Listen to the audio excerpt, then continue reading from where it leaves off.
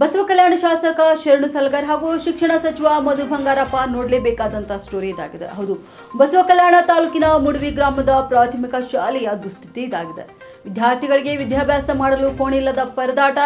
500 ವಿದ್ಯಾರ್ಥಿಗಳು ಹೊಂದಿರುವಂತಹ ಶಾಲೆಗೆ ಕೇವಲ 6 ಕೋಣೆಗಳಲ್ಲಿ ಪಾಠ ಮಾಡಲಾಗ್ತದೆ. ಮಳೆಗಾಲದಲ್ಲಿಯೂ ಕೂಡ ಶಾಲಾ ಆವರಣದ ಗಿಡದ ಕೆಳಗೆ ಕೂತು ವಿದ್ಯಾಭ್ಯಾಸ ಮಾಡ್ತಿರುವಂತಹ ಮಕ್ಕಳು. 9 ಕೋಣೆಗಳು ಸಂಪೂರ್ಣ ಶಿಥಿಲಾವಸ್ಥೆಯಲ್ಲಿವೆ. ಕೇವಲ 6 ಕೋಣೆಗಳಲ್ಲಿ ಮಾತ್ರ ಮಕ್ಕಳು ವಿದ್ಯಾಭ್ಯಾಸ ಮಾಡ್ತಿದ್ದಾರೆ. ಇನ್ನು ಶಿಥಿಲಾವಸ್ಥೆಗೆ ಬಂದ 9 ಕೋಣೆಗಳು ಕೆಡವಿ 5 ಕೋಣೆಗಳು ನೂತನವಾಗಿ ಕಟ್ಟಬೇಕೆಂದು ಸರ್ಕಾರದಿಂದ ಆದೇಶವಾದರೂ ಕೂಡ ಅಧಿಕಾರಿಗಳು ನೂತನ ಕಟ್ಟಡ ಕಟ್ಟಲು ಮುಂದಾಗ್ತಿಲ್ಲ. ಹಲವು ಬಾರಿ ತಾಲೂಕು ಮತ್ತು ಜಿಲ್ಲಾ ಮಟ್ಟದ ಅಧಿಕಾರಿಗಳ ಗಮನಕ್ಕೆ ತಂದರೂ ಕೂಡ ಯಾರೊಬ್ಬರು ತಲೆ ಕೆಡಿಸಿಕೊಂಡಿಲ್ಲ ಎಂದು ಗ್ರಾಮಸ್ಥರು ಆಕ್ರೋಶವನ್ನ ವ್ಯಕ್ತಪಡಿಸಿದ್ದಾರೆ. ಇನ್ನು KKRDBಯಿಂದ 5 ನೂತನ ತರಗತಿ ಕೋಣೆಗಳು 2023ರಲ್ಲೇ ಮಂಜೂರಾಗಿವೆ. ಆದರೆ ಇಲ್ಲಿನ ಅಧಿಕಾರಿಗಳು ಮಾತ್ರ ನೂತನ ಕಟ್ಟಡ ಕಟ್ಟಲು ಮುತುವರ್ಜಿನೆ ವಹಿಸುತ್ತಿಲ್ಲ.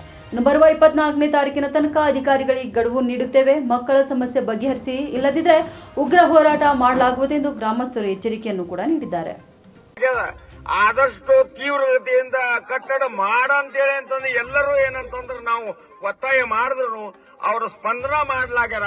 ಅದಕ್ಕೆ ನಾವೇನ್ ಮಾಡ್ತಾ ಇದ್ದೇವೆ ಅಂತಂದ್ರೆ 3 ದಿವಸದ ಒಳಗಾಗಿ ಶಿಕ್ಷಣ ಇಲಾಖೆದವರಾಗಲಿ, ನಮ್ಮ ಜಿಲ್ಲಾಧಿಕಾರಿಗಳಾಗಲಿ, ಸಂಬಂಧಪಟ್ಟಂತ ತಹಶೀಲ್ದಾರ್ ಆಗಲಿ ಇದಕ್ಕೆ ನಮಗೆ ಬಂದು ನಮಗೆ ಸರ್ವೆ ಮಾಡಿ ನಮಗೇನಾದ್ರೂ ಜಾಗ ಫಿಕ್ಸೇಷನ್ ಮಾಡಿ ಬಾರ್ಡರ್ ಫಿಕ್ಸೇಷನ್ ಮಾಡಿ ಕೊಟ್ರ ನಾವೇನಂತಂದ್ರ ಅದಕ್ಕೆ ನಿಮಗೆ ಧನ್ಯವಾದ ಹೇಳ್ತೇವೆ. ಒಂದು ವೇಳೆ ನೀವು ಮಾಡಲಿಲ್ಲ 2023ರಲ್ಲಿ 1ನೇ ತಾರೀಕು 8ನೇ ತಿಂಗಳಲ್ಲಿ ಆರ್ಡರ್ ಆಗದೆ ಇದಕ್ಕೆ ಕಡಕಬೇಕಂತ ಇಲ್ಲಿವರೆಗೆ ಇನ್ನ ಕಡಕಿಲ್ಲ. ತಹಶೀಲ್ದಾರ್ ಯಾಕೆ ಗಮನಕ್ಕೆ ಹೋಗ್ತಾ ಇಲ್ಲ. ಆಮೇಲೆ ಏನಪ್ಪ, ಈ ಮಕ್ಕಳೆಲ್ಲ ಹೊರಗಡೆ ಕೂಡತಾವ. 460 ಮಕ್ಕಳು ಅವ. ಇದಕ್ಕೆ ಯಾಕೆ ಇದ್ರ ಗಮನ ತಗೋಲಾಗ್ಯಾರ ತಹಶೀಲ್ದಾರ್ ಸಾಬ್ರು ತಿಳಿತಾ ಇಲ್ಲ. ಹೆಚ್ಚಿನ ಸಂಖ್ಯೆಯಲ್ಲಿ ಮಕ್ಕಳು ಹೊರಗಡೆ ಕೂಡತಾವ.